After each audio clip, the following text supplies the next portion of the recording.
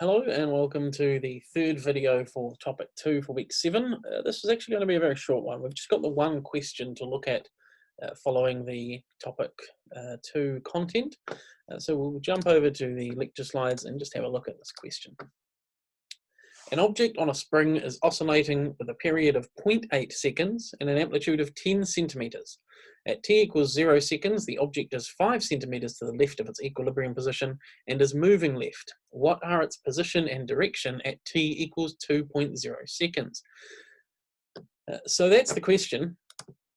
But it seems like a short question, but there's actually quite a lot to it, because what we've got to do is go through and find all of the properties of that spring system, of the all the angular velocity, angular frequency rather, the period, the initial conditions, meaning the amplitude and phi naught, a phase constant. We've got to find all of that so that we can get out a position equation, the equation of motion for the system.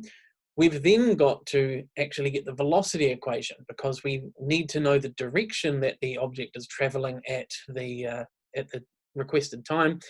And that means not just knowing the position, but knowing the velocity, whether it's traveling to or from the equilibrium position. So we've actually got to do all of that. And then at the end, we can put in our initial, not the initial, we can put in the time that we're asked for. I think, was it 2 seconds? We can put in the 2-second time and see what comes out of our position and velocity equation. So let's have a go at that. It, as I said, might be quite a few steps, so we'll see how we go. First thing first is to write out what we know. We've been told we have an object on a spring. It hasn't said whether it's vertical or horizontal, but it doesn't actually matter for a spring system, no matter what layout it is. If you've got an object on a spring, then it will exhibit SHM. So we've got some 0 position, our center of the oscillation, the equilibrium position there, we'll set that to 0. We're told that it has a period of 80 seconds, 0.8 seconds. So we're told the period, we don't have to calculate that. We're told it has an amplitude of 10 centimeters. I'm going to stick with meters, SI units. And we're told that at x, the x for t equals 0 is equal to 5 centimeters. So we know that we have that. X at t0 is 5 centimeters. We're also told that it's moving left. Right, so it's moving left. So it starts at 5 centimeters. I'll switch colors now so we can keep track of everything. The object is moving left at time equals 0. So at time equals 0, we've got a center of mass at 5 centimeters. So let's call this our 5 centimeters. We know that the amplitude is 10 centimeters. And we know that, so this is where our object is. I'll just draw a dot for the center of mass, actually, it'll be easier. So we know that we're now here at t equals 0. And we know that we're moving left. All right, so if we have a positive position, but the velocity must be negative, because if it's moving left, that's the negative direction, negative 5 centimeters, negative 10 centimeters. So we must have a negative velocity. So what that tells us is that v at t equals 0 is less than 0. We don't know what it'll be. We haven't been told that much, but we know that it'll be less than 0. And we're going to need that bit of information, as you will see. So that's our initial information. That's everything we've been told about the system right there. And you can already see the period. We know the amplitude. So let's do some calculations. We have, I'll just choose another color. One of the things we need to know for the position equation, so let's write out what we need to know. We need to know A cos omega t plus phi naught. That's what we need to know. We've been told A. We haven't been told omega, but we've been told t. So let's get omega out. Omega is equal to 2 pi over t, which is equal to 2 pi over 0.8. and that comes out to, if you're following along, hopefully you've had a go at this and got out your own value, which should be 7.85 I get radians per second. So that's what I get out for my omega.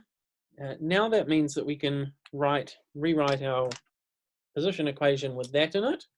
So what we have is x of t is equal to 0.1 cos times 7.85 t plus phi naught.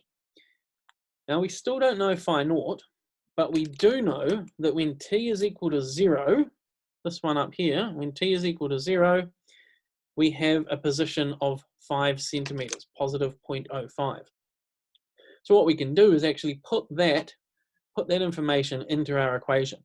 So we have x of 0 is equal to 0.05, and that means that that must be equal to 0.1 cos of 0, because we're setting t to 0, 0 plus phi naught.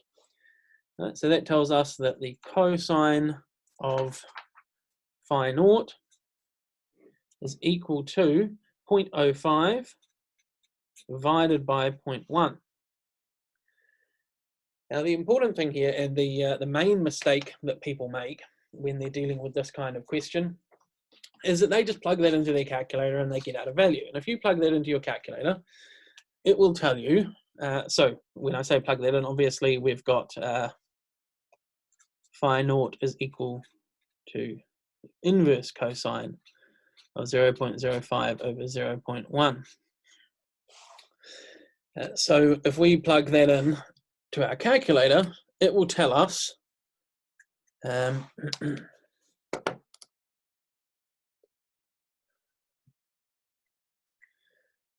on, I'm checking. I feel like I've done something. Oh, okay. I've done this whole question slightly incorrectly, actually, but it's good that I picked it up now.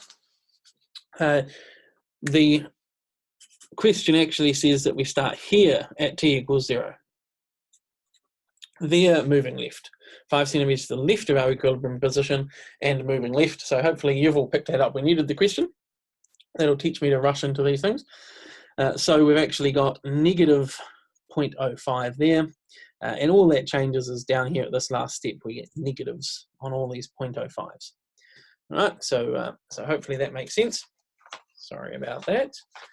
So we've got the theta phi naught is equal to the inverse cosine of negative 0.05 over 0.1. And if you plug that into your calculator, then that will tell you that phi naught is, so I'll just preface this by saying the calculator will tell you phi naught is equal to 2/3 pi. Right, it'll actually come out to be some other number. I can tell you what it'll say. Right, it'll say 2 pi divided by 3. It'll say 2.094, something like that. But what you've got to remember is that we often deal with pi values for these sorts of equations. That said, you don't have to have the pi in there. I've written it like that because it comes out to a nice clean fraction, but you're more than correct, you're perfectly correct if you leave it as 2.094. However, what you've got to remember is that your calculator is just giving you one possible answer.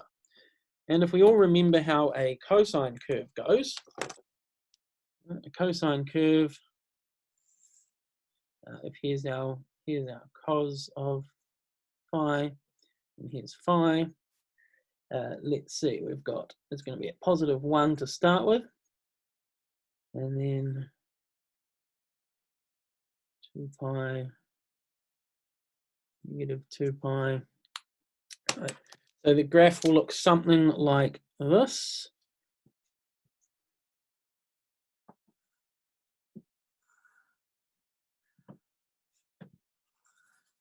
And it will continue on. And so the question we had was, when is cos of phi naught equal to this value? So if we, just to continue this line of thought, if we do 0.5 divided by 0.1, we get negative 1/2. Right, so that's negative a half. So the question becomes, when is cosine of our angle, for what angle is the cosine of that angle going to be negative a half? So look at our graph, go down to negative a half, and draw a line along there. Right? Then anywhere where it intersects, we have a possible solution. Now the computer or the calculator has told you 2/3 pi. It's told you this one, right? It says 2/3 of pi is one possible, sorry, I just realized I've been drawing right off the screen. We've got 2/3 of pi as one possible solution, but anywhere along this line of negative half is actually a valid solution. So we've got this one of 2/3 pi, but we've also got this one of negative 2/3 pi. We also have one up here, but that's greater than pi, and one down here that's less than negative pi.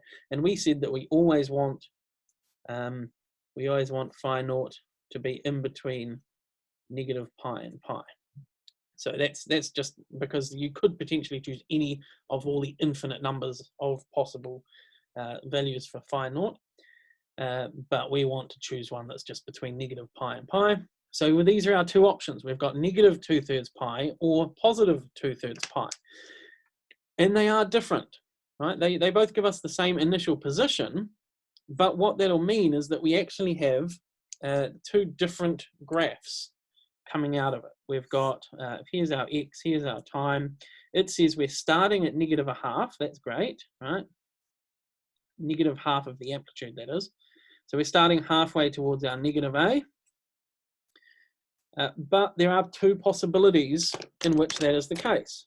Right? We have one where we're traveling away from it and then continue on, or one where we're traveling, away from the equilibrium position towards the maximum amplitude, or one where we're traveling towards the equilibrium position, away from the maximum amplitude, and instead go up to that one, right? And so we've got either of these options, and they're both perfectly valid solutions so far. So what we then have to do is look at it and say, what was that other initial condition? Oh yeah, it's moving to the left. Our velocity has to be negative. So we've got to think about that. Now you may be able to just look at this graph, this one here. You may be able to look at this and go, oh, which of these is the one that we want? Well, it's the one that's been, the one that's heading away from the equilibrium position, because that equates to moving left in our original setup. So it's that one, so we need this one, and you may be able to look at it and know whether it's positive or negative 2/3 pi. Right, so you may be able to look at it and remember that based on which way the graph moves when you add that phase constant. But rather than relying on just looking at it and thinking about it, which is perfectly valid if you can do that, but rather than that, it's good to have a definite way that we can solve that problem, and that is through our velocity equation. So if we go back to our position equation, let's bring this bit of paper back. There's our position equation. Let's bring in our velocity equation now. So you'll remember that the velocity equation is just negative a omega sine omega t plus phi naught. And so we can put in the values we know. We know a is going to be 0.1, and we know that omega is going to be 7.85. So we've got omega, we've got a. Let's put those in. So we get 0.1 times that, so negative 0.785 sine of 7.85 t plus phi naught. So we don't yet know which one of those two phi naughts we need. So what you can do is you can try both of them. So we've got, we know that velocity of 0 is, that means this is going to go to 0. At time 0, that part of the velocity is going to 0. So we get negative 0.785 sine phi naught. And we know that that has to be less than 0. So, sorry, it's overlapping with that text on the screen there. So that's what we know. So what you do is you try that. You put in phi naught equal to positive 2/3 pi, and you'll find out that that gives you a negative velocity.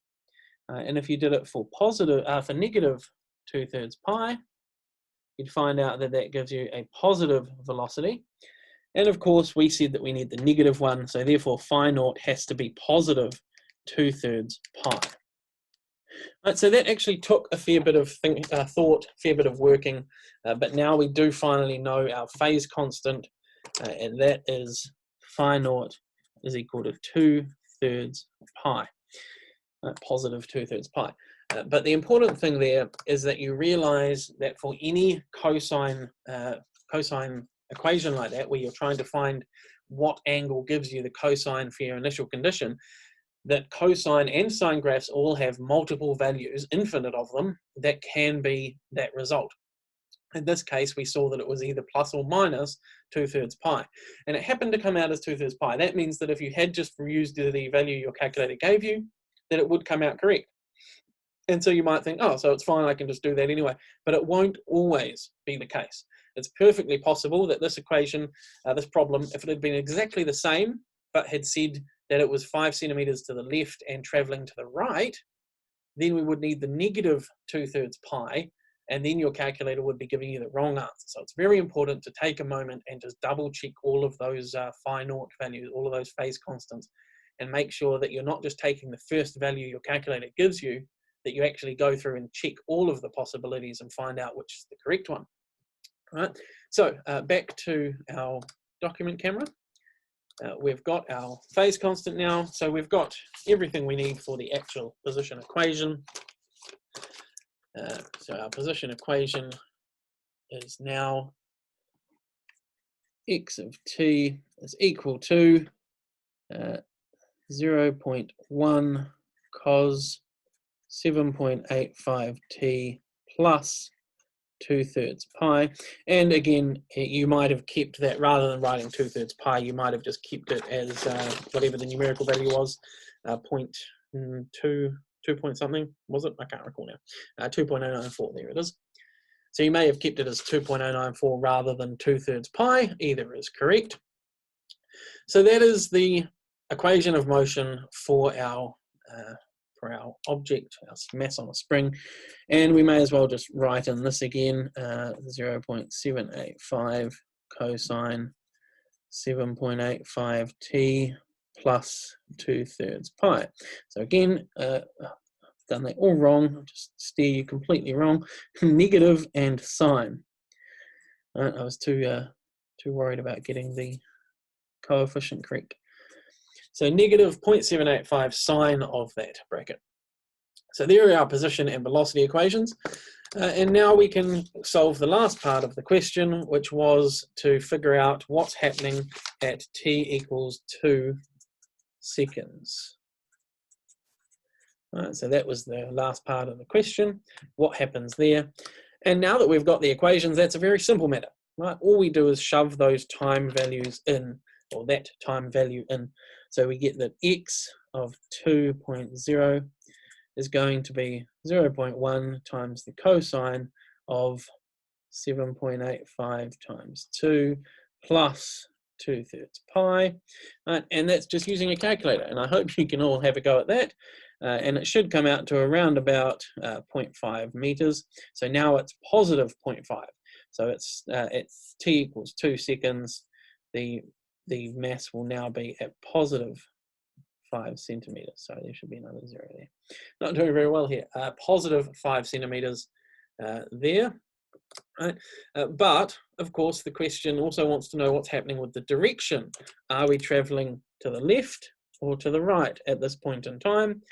And so again, same as with our initial condition, we can just use our velocity equation to see which direction that is traveling.